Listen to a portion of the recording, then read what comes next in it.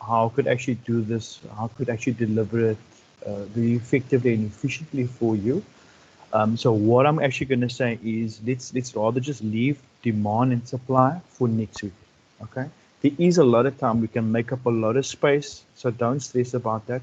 I'd rather prefer that that of course that we just spend a little time on the stuff on the stuff. It's quite important. I explained it nicely. But yeah, I've jumped the normal, and I'm sure all of you are familiar with this. You know what you need to do. Picture of your video. If there are new people, new members that actually join up, please just let me know so I can just go through some of the basics. In other words, what am I going to actually talk about? Not talk about, but some of the house rules. Um, yeah, so please just pop it a message in the message bar over there that you are new, and then I can maybe just re-explain some stuff because yeah, then I got a better idea how I can actually the flow of the presentation this evening. Okay, so these are the house rules. Please fill in the attendance register. There is a feedback form. Also note that yeah, if you do have any study support related queries, just send it through to cnttut at unisa.ac.za. And yeah, so thank you. I can see the messages over here. Awesome. And as Bronwyn had highlighted earlier on, some of the last week's stat and this week's stat, you can upload them. You can actually access them via my UNISA. Okay. So what I'm going to do now is I'm actually going to move over to, yeah, this is the schedule over here. I was alerted that the next week Thursday is not going to be a class. So just making everybody aware of that. So yes, for today's class, we're going to be focusing on production, income, and spending. So it is a bit of a mouthful. However, if you are going to be doing this in ECS 1601, it's going to be exactly the same. So at least, yes, you can think, oh no, I'm doing something again that I'm doing in ECS 1501. Don't worry about that. Actually, when it comes in next semester, then at least you've got the basis. You know, you can basically skip that whole section. Okay. So we're going to be focusing on that today, and in quite some detail as well. Okay. When I talk about production, income, and spending, what am I talking about? Right? You need to know the three major flows in the economy, and they are production, income, and spending. Right? You need to know the difference between a stock and a flow variable. In other words, what are they? What are the examples? Okay? You need to also distinguish between the four factors of production. The four factors of production. Right? Capital, labor, entrepreneurship, right? And there is also land or natural resources. Those are your four. And some people talk about technology being the fifth, right? The four: capital, labor, entrepreneurship, and your land or natural resources. Okay. Then also you need to know more about about households and firms, or the interdependence between the two, right? Secondly, you need to distinguish between the goods and the factor market. I mean, those are quite self-explanatory. When you hear goods market, oh, it's where goods and services are being traded, right? When you hear factor market, it's where your factors of production are being traded, okay? Also, the next thing is to explain the interaction between households and firms. Okay, so let's get carried away. What I'm going to do is I'm going to start with a recap of the production possibility curve. These are the salient or the most important things that I want you to remember. Okay, so in terms of your production possibility curve, what are your attainable combinations? Right? What are the combinations that you can attain? Right? Attainable combinations is all the points on or inside the production possibility curve. Let me say that again. That's all the points on or inside the production possibility curve. All right? Your unattainable combinations is all your points beyond the production possibility curve. So it's sitting outside of the production possibility curve. Your efficient combinations are all the points on the production possibility curve. Right? Your inefficient combinations is all the points sitting on the inside. Okay? Because all the points that's sitting on your production possibility curve is basically saying to you that you're utilizing all of your resources. You're fully utilizing them, okay? And when you have an increase in potential output, essentially what you're going to see is an outward shift of the production possibility curve. So I hope all of you do have that. Just a quick recap. Okay, so what I omitted last week was basically just talking to you about the economic problem and the solution to that basic economic problem. So now the question is, okay, fine, let me just give some explanation in terms of what the graphic is over here. So here you got the economic problem, right? The solution, or how you're going to answer to that basic economic problem, is by the what, the how, and the for whom. So don't read over there yet. Let me first explain to you, okay? So in terms of the economic problem, you have unlimited wants, and you had limited resources or means, right? Then you're going to come up to your solution, and your solution is basically going to lead to economic system.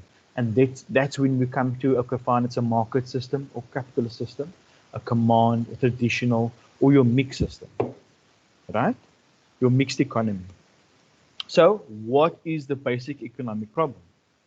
It's when an economy's limited resources are insufficient to satisfy all human wants and needs, right? So you're assuming that human wants are unlimited, but the means to satisfy those human wants are scarce, right? We know that, okay? Now on the far right-hand side, now I'm going to speak to the what, the how, and the for whom. So this is the solution to the basic economic problem, right? So when I talk about the what am I saying? I'm saying what should be produced in the economy, right? Am I going to use my resources to build schools, or I used the example last week as other schools, or you're going to build hospitals, or are you going to be funding your state-owned enterprises, your SOEs, right? All you're going to get is there's going to be more one versus less of the other. There's going to be a trade-off, okay? Now, when we talk about the how should these goods and services be produced, right? So you're going to be utilizing your factors of production, your land, your labor, your capital, your entrepreneurship, right, to produce those goods and services, right? In the case of the for whom, so for who is it? Is it for your households, is it for your firms, is it for the government, or for the foreign sector, right? And those are all of your decision makers within the economy. So I've got a small little question over here. Got two questions, right, that I want to put, and you guys need to just, yes, we are going back to last week, but that's how we basically just try and remember, because maybe you guys maybe went through it last week or over the weekend, and it's already Thursday, so maybe you forgot about it. But I'm just trying to make you just, how do people say? It's in the klein brain to go into the big brain, the groot brain. Okay, so the first question reads as follows. Which of the following is a normative statement? Right? Remember we spoke about a positive and a normative statement. So what is a positive statement? A positive statement is, right? Somebody's being very fast there, but I didn't even get to it. But I love it. I love it. A positive statement is a fact, right? And a normative statement is a value judgment, or sorry, a judgment statement, or it is an opinion, right? So let me just check quickly. Now I've got my phone open on the side over here, so I'm just checking the chats as well.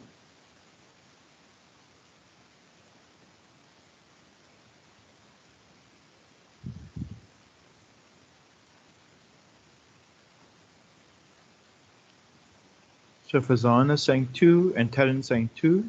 Is there anybody else? Guys, don't be shy, eh? We all love each other over here. Yes, we're all sitting at home somewhere, but we all love each other, so don't be shy. Do you agree with her, with the two ladies? That is correct. And the reason for that is because the normative, as we're talking about, it's an opinion. So South Africa should have won the Rugby World Cup in 2015. That's 100% correct. Okay. So the next question over there is, which of the following economic systems, and this one is a bit more difficult, which of the following economic systems are concerned with addressing the fundamental economic questions? So what did I speak about earlier on, right? The fundamental economic questions is your what, your how, for whom. What are you producing? Or what should be produced in the economy, right? How should the goods and services be produced? And for whom should it be produced? So, right? So which of the following economic systems are concerned with addressing the fundamental economic questions? Is it only a traditional system? Is it only the command system? Is it only the market system? Is it only the mixed economy?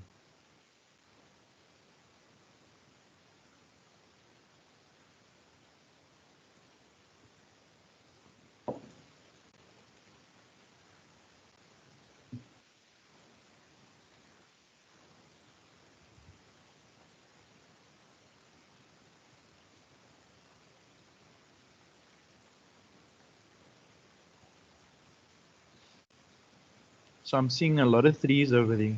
So what with the people saying three, you saying that you're not including the traditional system, right? What is the traditional system? It's more rigid. It's subsistence and subsistence economy, in other words, farming, your primary sector, right? When I say primary sector, I'm talking about agriculture, your forestry, your fishing, okay? So it's actually the answer is 4 because it's actually all of them. It is all of them. Let me go back to the questions again. What should be produced? How should the goods and services be produced? And for whom should it be produced? Okay, so it's all 4 of them. Okay, thank you very much, guys, for engaging. Let's move on. The reason being, once we go through the circular flow of income and spending, this is notes that I had made in 2016, and I haven't. Yeah, it's actually pictures of it. So please, I apologize in advance already. So it's very difficult to explain it, but we're going to talk to it a little bit. Okay. So that is why I'm rushing a little bit. But what it does is it actually allows us at the end to answer, to basically have a nice discussion, and we can actually talk with one another and discuss things a little bit. Okay. So, yeah, I'm going to be moving to production, income, and spending now. But before I talk about that, right? Who are the 4 major participants in the economy? Right? Who are the 4 major participants in the economy? They are your households, right? In other words, your consumers, your firms, your government, and your foreign sector. Those are the 4 major participants in the economy. Essentially, this is just an introduction, but if you think about it, who are participating in the economy? Okay? Well, sorry, the participants, I'll put it that way. So what are the 3 major flows? It's total production, total income, and total spending. Sometimes you would actually get that as a multiple choice question. Okay? They'll ask you what are the 3 major flows in the economy? It's total production, total income, and total spending. So when I talk about production, what am I talking about? Right? It's all production, it's all about producing goods and services. Right? The aim of production is to use or to consume products to satisfy human wants. What is a want? What is a need? Right? A need is something that's essential. Okay? What is a want? A want is a desire. Okay? So production creates income, and this income is spent to purchase products. Okay? Production creates income, and this income is then spent to purchase products. Right? So here is the 3 major flows in the economy, and it's a small little illustration. So it's a small little graphic for you, right? Production leads to income, and into spending, back to production again. Okay. So what I want you to note is that all 3 things are happening at the same time, right? So just to unpack it a little bit for you, production of goods and services, right? If we start on top over here, production of goods and services generates income that is earned by the various factors of production. And who are those factors of production? It's me and you. We are selling our labor, so what do we get? We get the salary, we get wages, right? What are the other factors of production? It's your capital. What's the remuneration for that? It is interest. In terms of entrepreneurship, it's profit. These guys must write this down, right? It's profit. In terms of land or natural resources, it's economic rents or just rents, okay? The next part of it is that part or all of this income is then spent to buy available goods and services. Okay, and I have mentioned earlier, all three of them are flows. Okay, so now we're going to go into the whole story about what is a stock and what is a flow. Okay, the examiner could ask you for an example of what a stock is and what a flow is. So you, in your mind, you just need to remember, sorry about that. You just need to remember the different types of examples and the definition. So you need to understand what it means. Pardon? So what is a flow? A flow is measured over a period. A flow is measured over a period, right? That period could be a month, it could be a quarter, it could be a year, right? Therefore, flows have a time dimension, okay? Whereas a stock is measured at a particular point in time. Stock is measured at a particular point in time, okay? So a stock provides a snapshot in time. When I'm saying that is, it's at 9 o'clock for tonight, okay? That's the key thing. It's a snapshot in time. That's a stock.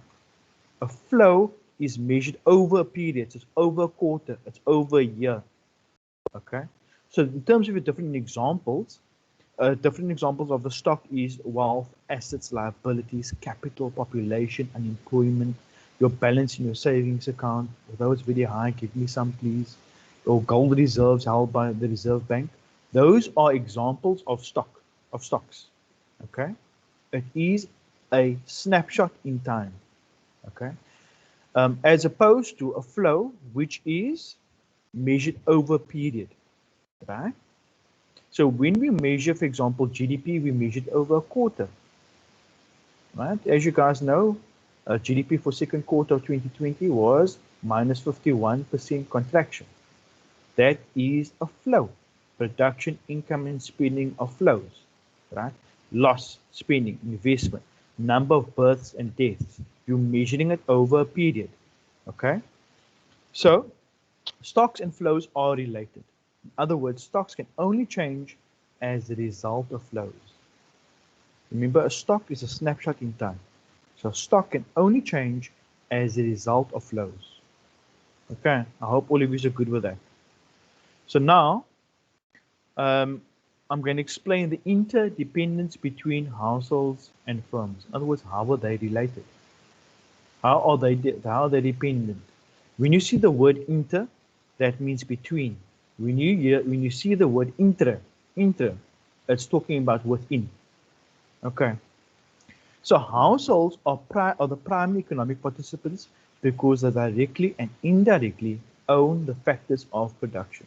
It's a very key thing to remember, right? Households are the primary economic participants because and when we talk about households, we're talking about consumers. Okay. So households own the factors of production being capital, labor, land or natural resources, which is one, entrepreneurship, all right? And then they sell these factors in the factor market to firms.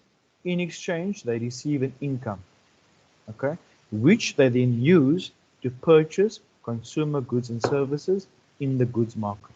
Remember when I spoke to the goods and factor market earlier on, a market is where you trade.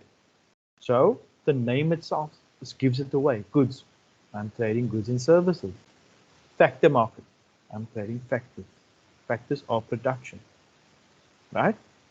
So in the case of firms or producers, what are they? Firms are also known as businesses or producers. They manufacture goods and provide services. Right?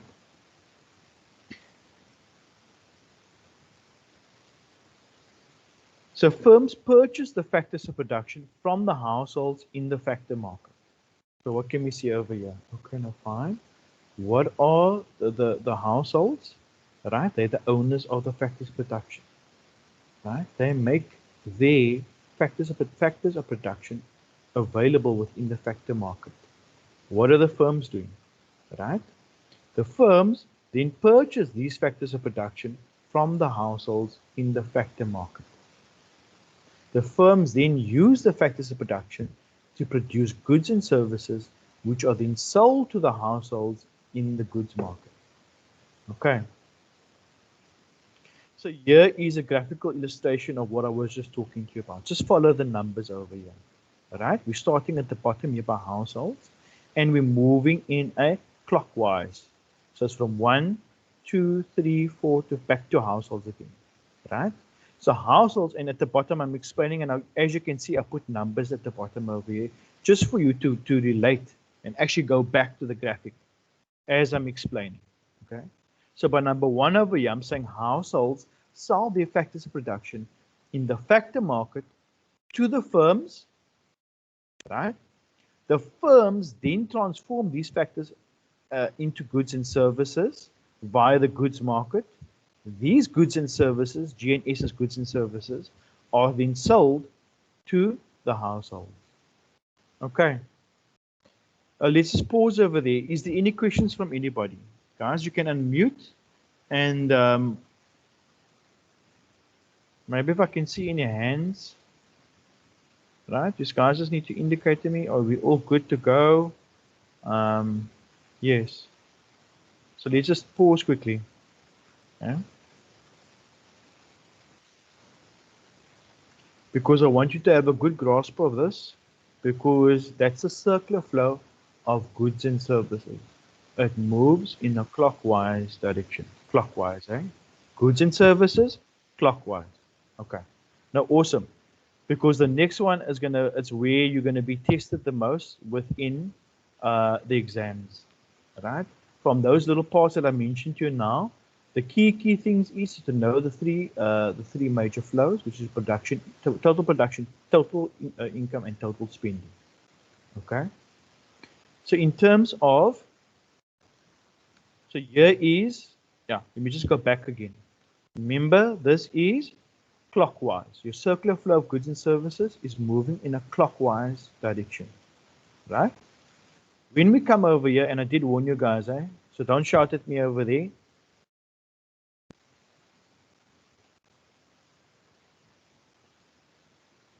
This is the circular flow of income and spending. The circular flow of income and spending. So this moves anti-clockwise. So it moves in the opposite direction to the goods and services circular flow, or the circular flow of goods and services, right? As you can see over here, we're starting off with the firms. Then we're moving over to the factor market. Guys, just follow the numbers over here. In the narrative or in the text below that, I put the numbers also over there. So just follow that, all right? So we here, right, the firms purchase the factors of production in the factor market, right? Firm spending represents the income of the households. And what are the households? They are the sellers of the factors of production. So we're over here right now by number 3. The households then spend the income in the goods market, right, to purchase those goods and services, right? Household spending represents the income of the firms. Firms purchase factors of production in the factor market, right? Firm spending represents the income of the households. Households then spend the income in the goods market to purchase those goods and services. The household spending represents the income of the firm. Okay, I think that's quite cool, right? We all got no issues with that. But now, on the right-hand side over here, we're going to introduce the government. Okay, and now I want you to start thinking about leakages, right, out of this circular flow of income and spending, and injections, right? Right? Injections and leakages. Injection is necessarily a good thing. A leakage is a bad thing. If you just sit and think about it, injection is a good thing. A leakage is a bad thing. Okay. So when we're talking about government spending, or once we introduce the government, immediately think about government spending, right, and taxes. So holistically, just think about it. And they're going to ask you, what is an injection? What is a withdrawal or a leakage? Withdrawal or leakage is the same thing. Withdrawal or a leakage. They can ask one of those in the exam, right? Guys, can all of you hear me? Because I'm just hearing some statics. I'm hoping that in the past, when I heard the static, then there might just be a little bit of an issue. So just please indicate if everybody can hear me. Hear me okay, please.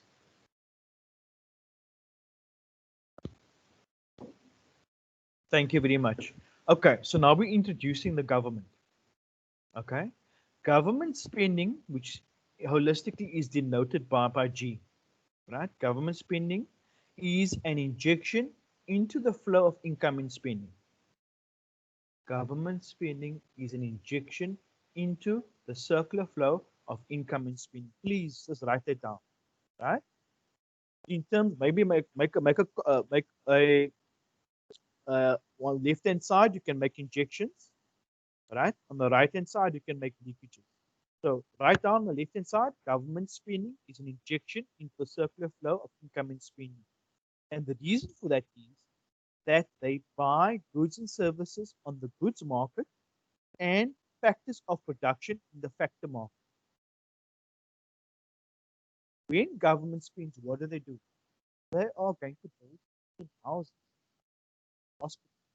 They are going to provide the public services. They're going to try whatever they do, right? Just not sustainable. We should need the private sector to be part of, right? But the government spending, all that I'm trying to make you notice is that government spending is an injection. Okay. Okay. So in return, government provides household, firm, public services coverage. These supported services are financed by government taxes, the forms of pay as you earn, income tax. Sorry. Yeah. Sorry, Your Gershon, your sound. getting worse. Okay. And what was the last thing you guys heard me say? Government injecting into two sectors: the factors market and the goods market. When government is Okay. injecting funds there. Yeah, thanks. Okay. No, thanks for that. So just to repeat, a government spending is an injection, given that they buy goods and services on the goods market and factors of production in the factor market, right? Which is mostly labor. I'm an example. I work for government, so they've purchased me.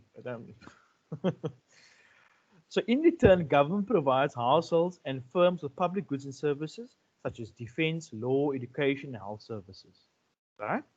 These aforesaid services are financed mainly by government levying taxes on the income and expenditure of household and firms. That's your pay as you earn at your corporate tax. Right? Taxes is a leakage or withdrawal from the circular flow of income and spending. Right? As you can see over here, you've got your firms, your factor market, your households at the bottom over here, and your far right hand side, your goods market. Okay. So the key thing from this graphic for you to note is that your government spending is an injection and your taxes is a leakage.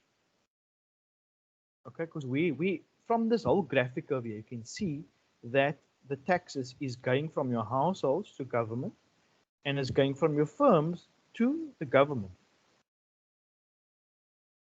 Pardon? Thank you. So is everybody fine with that? With that two slides? I'm still not 100% sure how tax is considered a leakage. It's If from the it's- it's sorry, continue. No, just, I mean, it's an income that the government generates. So I don't understand how it's classified as a leakage. Like misspent of budget to me is a leakage, or corruption, or all those lovely words to me would be a leakage. Why would be an income to government be a leakage?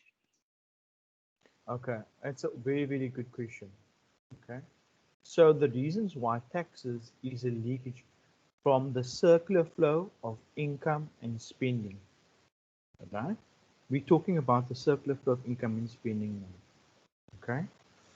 The reason why is when you get taxed, just picture your beautiful pay packet, your salary slip, right? All of these guys are multimillionaires, so yes, please just pass me some money. I'll put on with this. I know this call's recorded, but I'm just teasing, eh? I just forgot now it's recorded.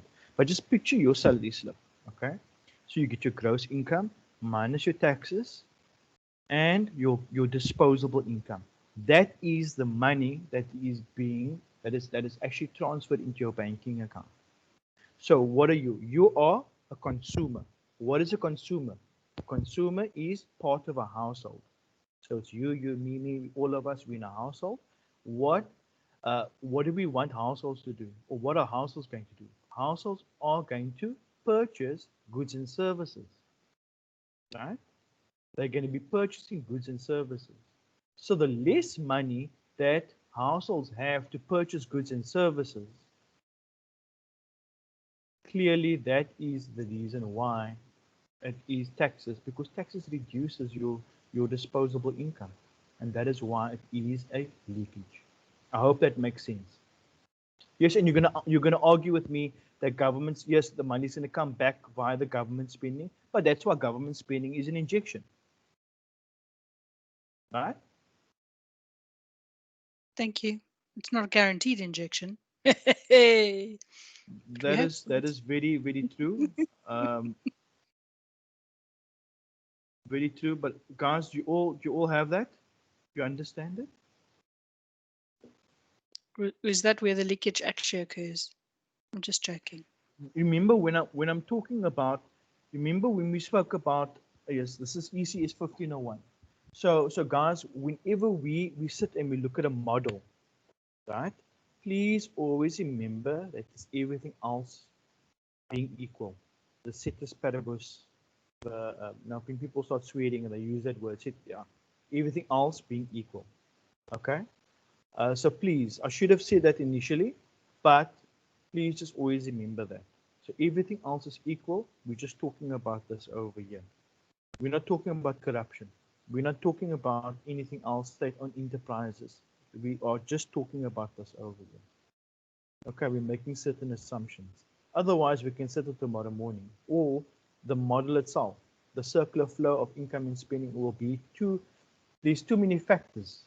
So we're trying to simplify it so that we can actually look and draw inferences or conclusions from it. Not conclusions, but make informed, get answers from it. Let me rather put it that way. But guys, can I put that to bed, or is everybody happy? Awesome. So now we're going to introduce the foreign sector, okay? And when I introduce the foreign sector, what are we talking about? We are talking about exports and imports, okay? So it's going to boil down to leakages as well as an injection, right? When you import, and I know a lot of people struggle with this. Just think, and I'm going to be a bit boring now, but just for illustration purposes, right?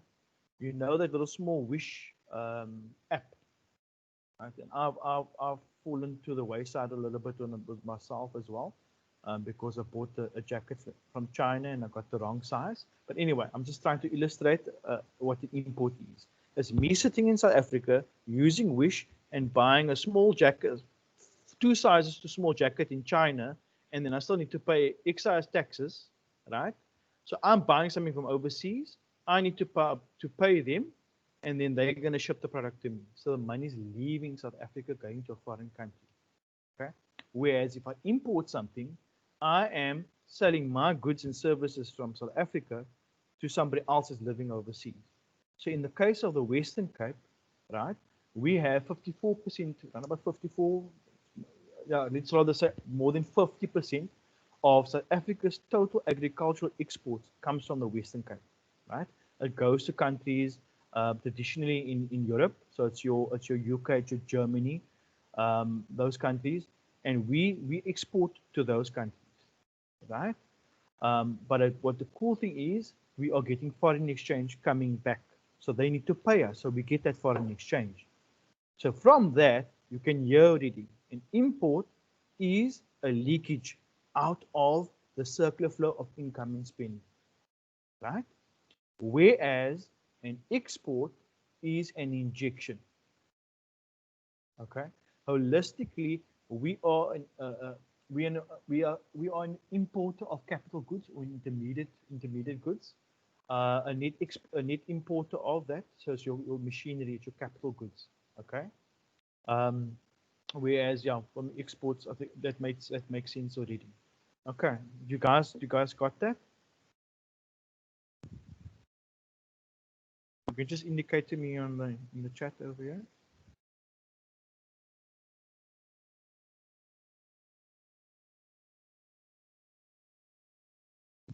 Thank you, Fagan.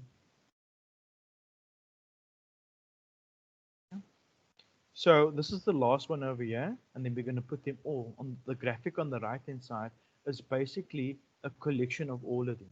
So it's your government, it's your foreign sector on the left hand side, and your financial sector. Okay. So now we're going to talk about the financial institutions, all right, and we're going to include that in the circular flow of income and spending. What are your financial institutions? It's people like Old Mutual, ABSA, right? They act as a link between your households or firms who have surplus funds and other participants that require those funds. Okay, so who are those people? It's people, it's companies that's requiring loans that want to actually expand their businesses, right? So they want to buy maybe some capital, machinery, equipment to expand their businesses. So they're going to approach those banks to get loans from them. Okay. Yeah. So households and firms who do not spend all the incomes save some of the income, right? What am I saying over here?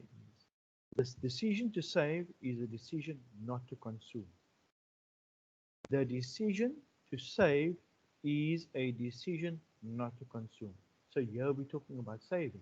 So with that said, right, saving is a leakage because I'm not consuming. If I save money, I'm not consuming, and that is why saving is a leakage, right?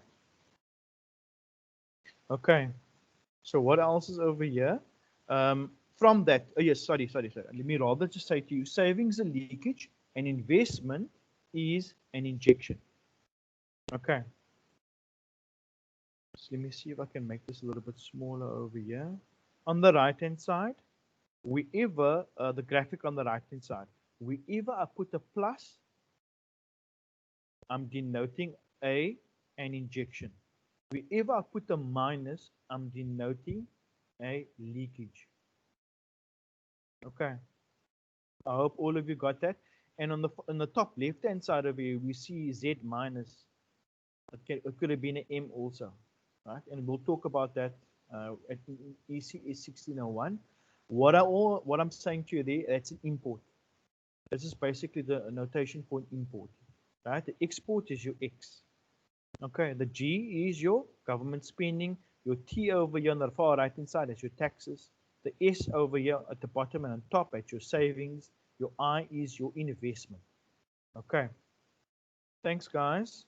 Are we all good?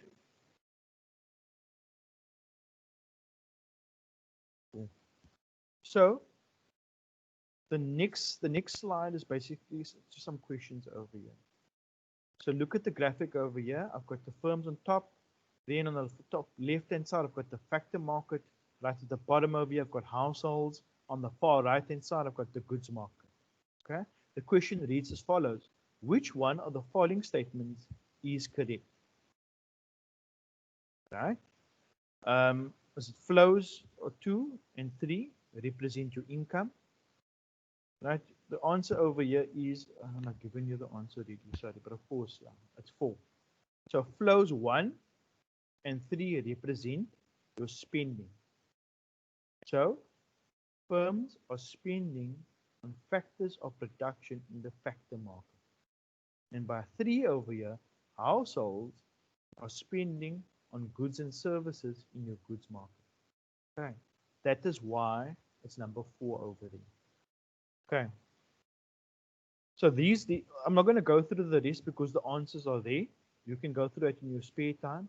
I rather want to test you a little bit, and because I'm talking all the time over here. So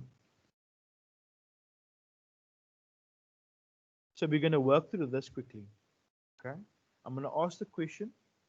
I see that we moved very, very quickly today. I thought I was going to take much longer with these, and you guys were superstars. That is why we actually moved so quickly.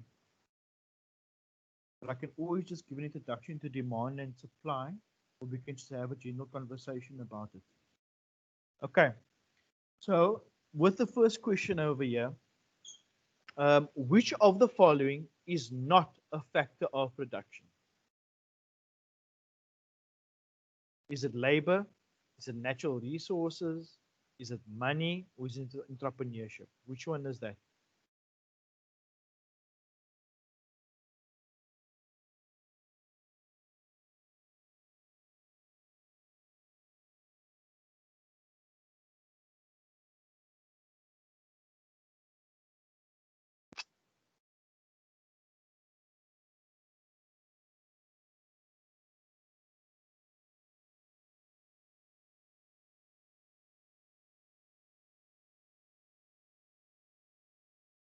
Everybody's agreeing it's number 3, eh? Well done. Well done, guys. And then in terms of the second question over there, what type of remuneration will John receive if he sells his capital to firms on the factor market? What type of remuneration will John receive if he sells his capital?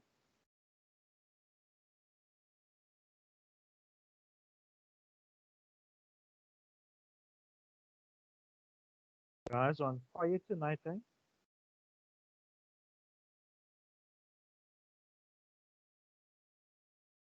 Oh, that's awesome. And then question 12.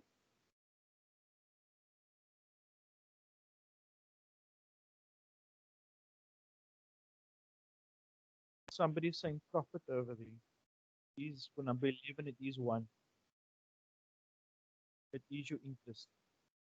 It's capital over there. Duration for capital is interest. I'm going to read question 12 over here. What is the difference between the goods market and the factor market? What is the difference between the goods market and the factor market? First option is households buy goods and services in the goods market.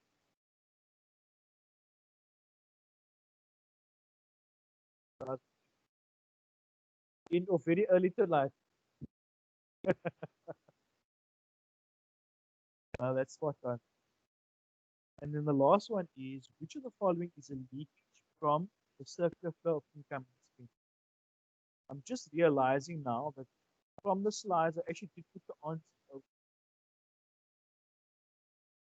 Yeah, so most of these guys uploaded the stuff already, but the answer. Okay. Question 30 is, which of the following is a leakage from the circular flow of income and spending? Expenditure and spending is the same thing in South Africa.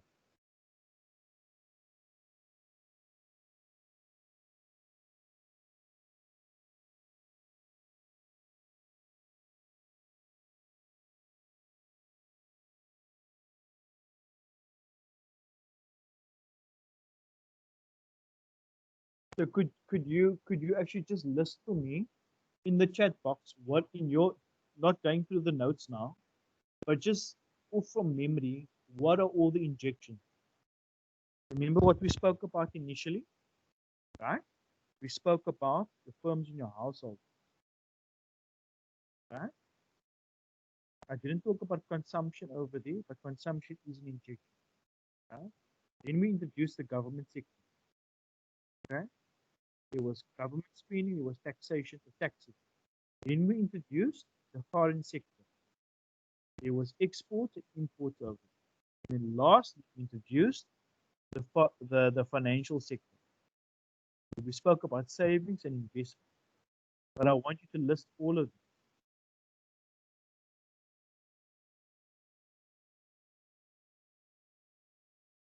So what are all the injections?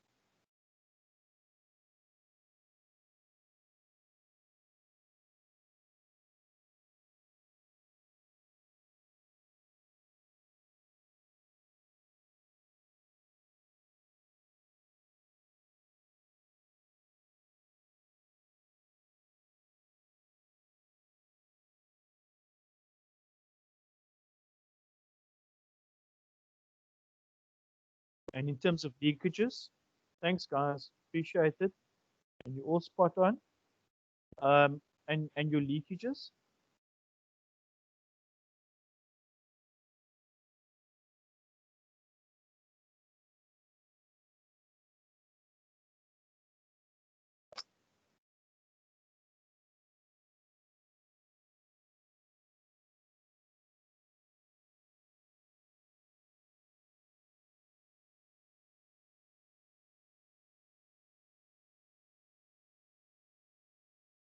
okay. I'm just gonna pause for a little bit.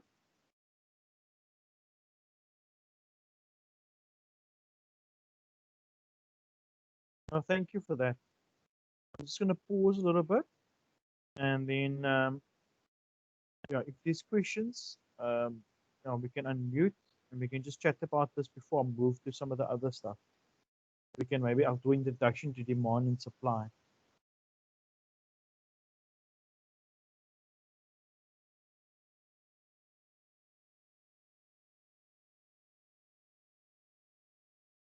Is there no questions?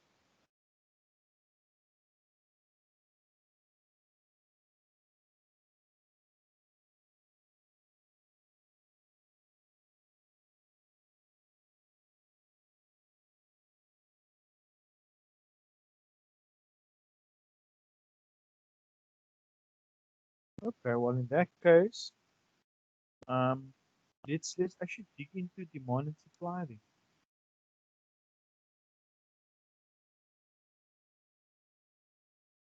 There's some.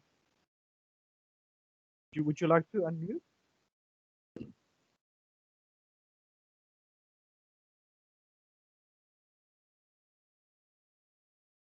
Fazan, would you like to unmute?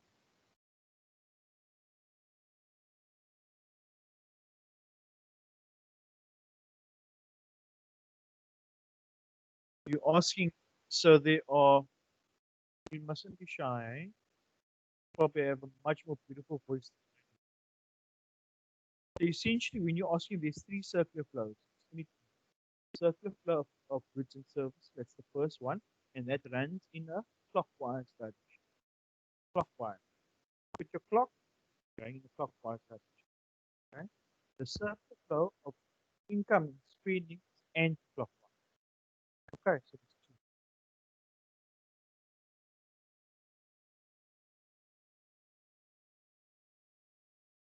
I'm just gonna look for my notes.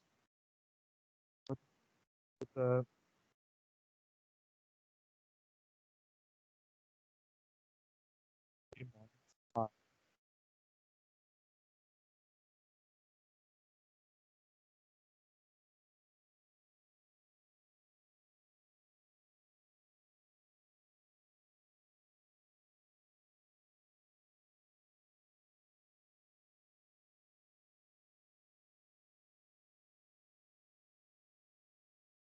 Now, all I'm saying is I'm just looking for the other notes quickly, and then I'll just give a brief introduction to that. So it just makes the load a little bit less next week.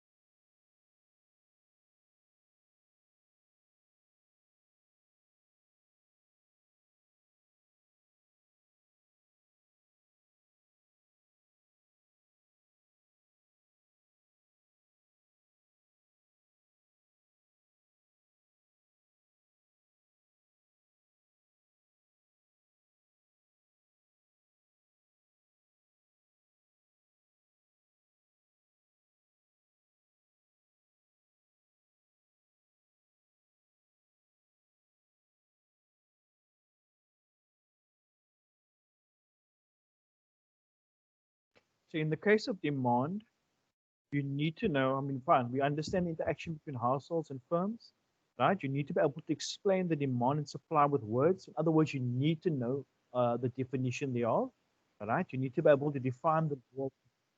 So when I'm talking about the law, just think of price and quantity.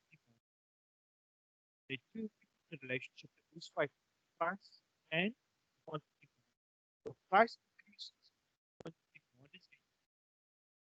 Price decreases, price decreases. You're breaking up. Okay. Where did you hear me? Where did it break up? You were saying price and then your hands were going. And I think maybe when you use your hands, maybe the mic gets a bit upset or something. Okay. No, thanks for that. So essentially what I'm trying what I was trying to say was that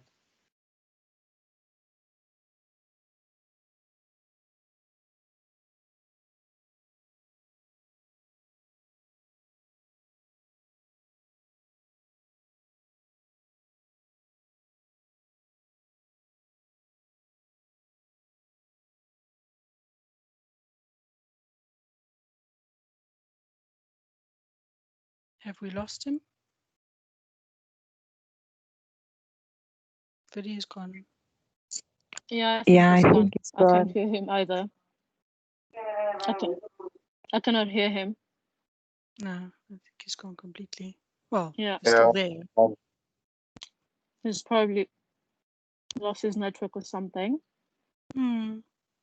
Maybe let's just give it a few minutes and see if he's gonna come back. Now everybody's happy to go on mute.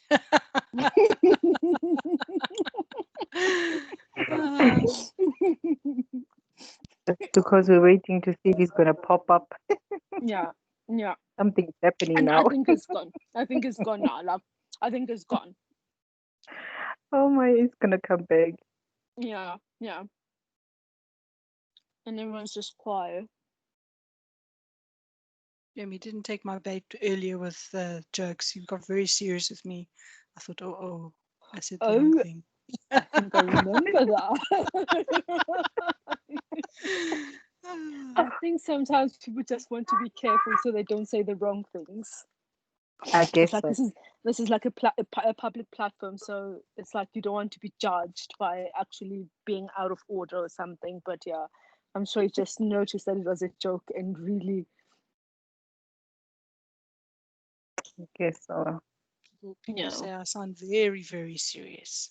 I don't sound like I'm joking. And that's why I have to go afterwards. I'm joking. I'm joking. Maybe you should laugh. You should laugh afterwards. Maybe you should like. But have I a secret did. So chuckle. clearly he thought it was an evil Oh, you laugh or start with a something. laugh. Oh. I think it's gone. Yeah, I think he's gone. I don't know if he's able to come back again after he Yeah, he's exits able it. to come Is he? back. Because he's the host. Okay, Yes. then that's perfect. We can just wait. There we go. Gershon is experiencing some technical difficulties and will join us shortly. Trying to reconnect. Okay. Somebody's trying to reconnect.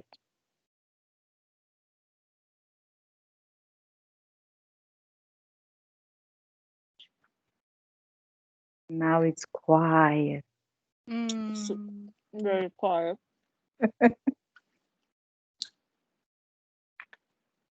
Hi guys.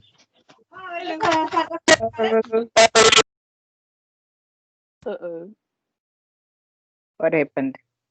I don't know. I think someone unmuted and then realized that they unmuted and they quickly muted back. Yeah, it sounded like there was a line of requirements behind, Yeah. waiting for him to get off. Yeah. Because like, hi guys, and then hello, and then boom, gone. Hi guys. No, I was just I wanted to ask. Oh, I am using Wi-Fi, so Jason, your line is bad. yeah, I know. I'm having problems with my Wi-Fi. It's now Okay. better. Yeah. Okay, so I was saying we can so long discuss the law of demand as he's not here. Okay. Hey guys, can you hear me? Oh, yeah. Yes. Yes. Yay, welcome back. Welcome back. But Hi. I'm using my phone now. So my laptop, I don't have any connection over here, so it's probably going to chow my phone data. But besides that, I think let me just speak for 5 little minutes and just get some of your viewpoints, not viewpoints, but let's just discuss a little bit of demand, the determinants of demand, and what the law of demand means, because it's quite key. These can't call them factors. These elements or these things that I'm going to mention to you is very, very important. Just for you and to understand economics, especially microeconomics, but holistically as well.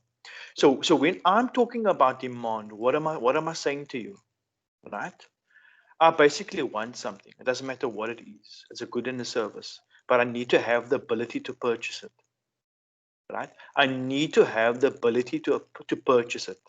So it's want and ability to pay. When I'm talking about the law of demand, the key thing that you need to remember over there is, and it's not, sometimes when you read stuff in books, some of the older textbooks, try and make things simple for yourself. And that's the key thing that I want you to take out of this. Make it simple for yourself. Everything doesn't need to be so difficult, right? When you think of the law of demand, right, you think of price and quantity demanded. Price and quantity demanded. Just remember these silly words that I'm using now. It's like people having a very bad relationship and they have a negative relationship. They don't like one another. So if the price of, say for example, price of a good and service increases, right, your quantity demanded of that good or service is going to decrease. Then there's the opposite of that. If the price increase, what did I say? Increase or decrease? Sorry. What I'm trying to say is that it moves in opposite direction. Okay. And then the next thing is in terms of your determinants of demand. What are my determinants? What determines demand? Right? There's a few things. It's my income. Right? Actually, let's use this example. This space over now, because I've been talking now.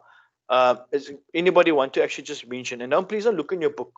Don't look at your notes over there. Otherwise, it's going to defeat the purpose over there. Right? In your mind, what are the determinants of demand? Maybe one or two of you can unmute. So it would be the quantity that's needed in the market and the scarcity thereof. So if you only have 10 items and the demand is high, you're fairly free on price. But if a lot of people were making that said item, then the price goes down because you're fighting for the same market. Okay. Anybody else? Thanks for that.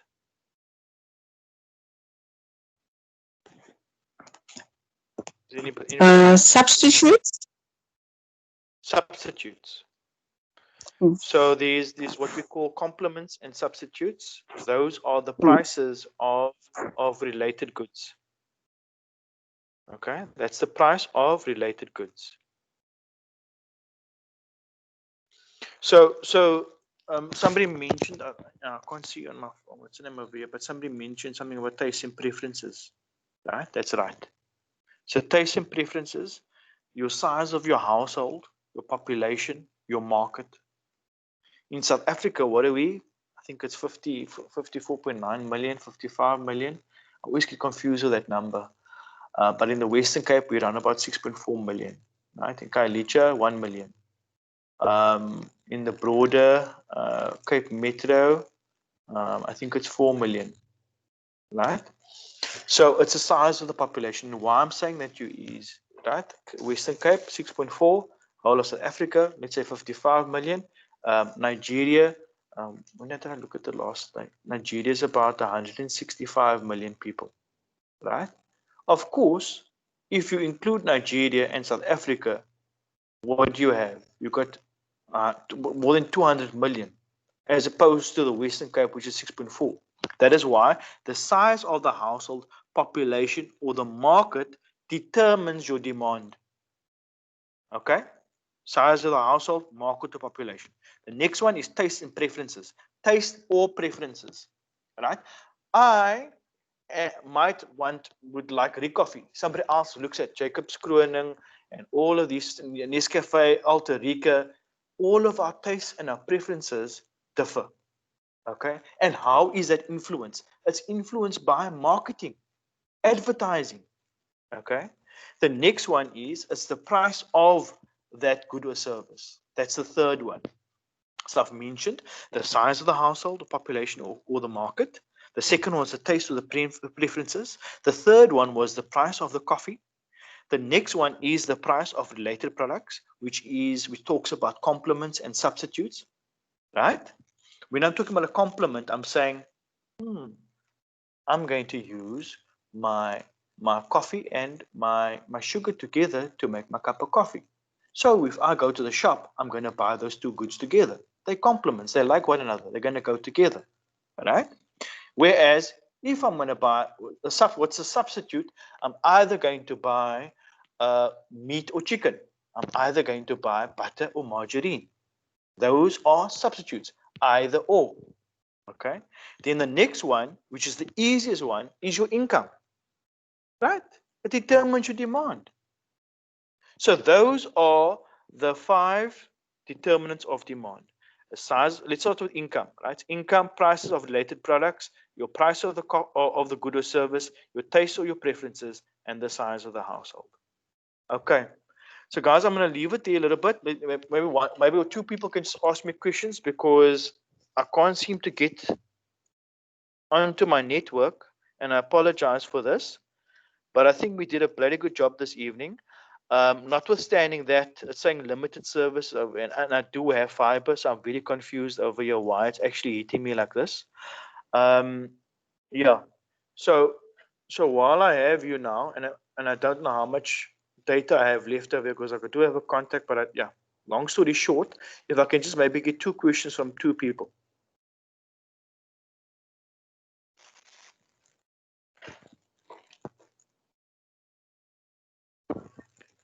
Sorry, guys, are you still there?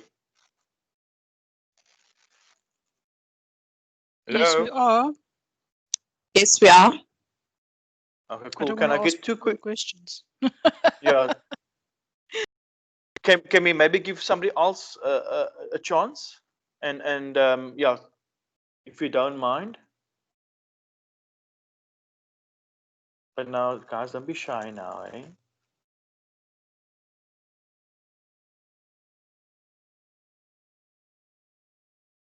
Do you want to call it the early night tonight? I haven't received the class list with the names and contact details of everybody. Please just send it to if I can chat it in the chat box over here. I don't know how to work with other phone that well, eh? So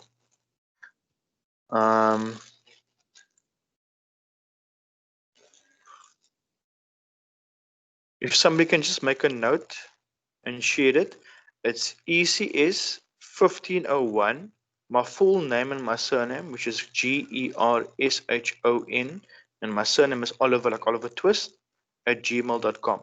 I know it's a long email address. So ECS1501, my full name, my surname, @gmail.com. Okay, guys, because there's stuff I can share with you, and yeah. So just one of the person that's actually coordinating the WhatsApp group amongst all of you guys, if that person can just mail me, collate everybody's information, and then forward it through to me. So I'm hearing people there's no questions. Okay, remarks, comments. Everybody quiet?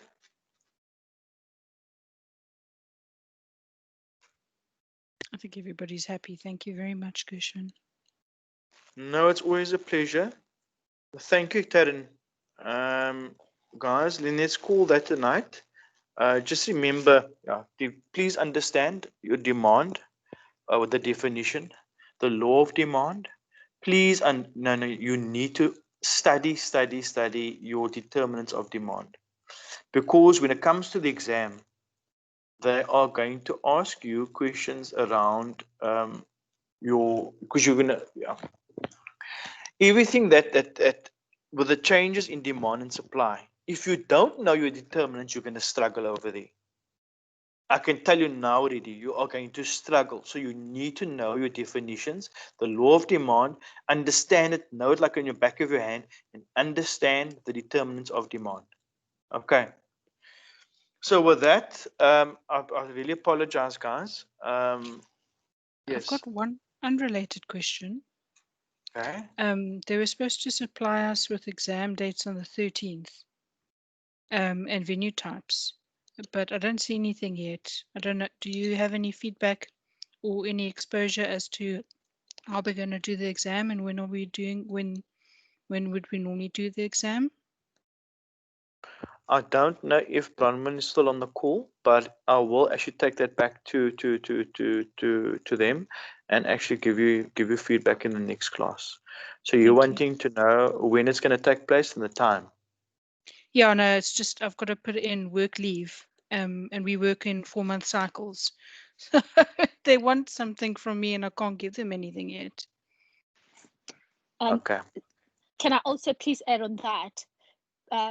Sure. I'm actually in Europe, so I also need to know so that I can also book, because like I got something that says some people are saying on the groups that we're going to write online, right? And so I'm really not sure what's going on, because if at least I need to be able to know so I can book, or yeah, that would really be helpful, please.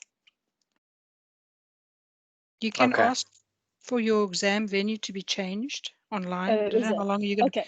I don't know how long you can, because I had to do that. I was in Pretoria, Yeah. and then they had me down. Then I moved back down to Cape Town, and then I asked them please change, and they ended up changing me, and then changing me just before the exam date. So I literally flew back to Pretoria for no reason. Why? So That's good. so Yeah. do it timeously. Yeah. Okay. I think I'm gonna do that, because I think they would say I would definitely give it a try. Yeah. Thank you so much for that. Thank you. And then no thanks. And guys, I've noted. I made a note of your questions. I will take it back to them. Just lastly, before we say goodbye to everybody, has everybody signed the attendance register? Can somebody do me a massive favor and then just put that right on top over there and just put it at the bottom, so those guys that joined a little bit late can then just fill in the attendance register, please. Okay, I'll just find it. Because then we have absolutely no. Scroll. Sorry. Yeah. I also didn't join it, so I need to add my name on it. Please do. So can somebody just add it at the bottom of the chat so that those people can access that link or Terra News? Yeah. Thank you, Fazan. So people can just register over there. Awesome. Thank you, Terra. Yeah, it's difficult with the phone to do this. Yes. Yes. No. Definitely. Very, very, very difficult. But yeah. Hi, sorry guys. Just wanted to check when is the next class? The next class is not next week. UNISA's closed for the public holiday, so it's the following week after that. So the Thursday after that, and every other Thursday after that. Okay. Thank you. Okay. No, it's a pleasure. So I hope everybody's filled in the attendance register, and there's also the feedback form. Other than that, guys, if there is any other questions or comments, yeah, you have a blessed evening further. Enjoy next week, and keep safe and keep beautiful. Thank you so much. Have a lovely Thank evening. you. Thank you so much for the class. You too. Let's Thank do you. the session again. Everybody. Bye. Thank you. Thank you. Bye. Bye. Bye bye. Thank you.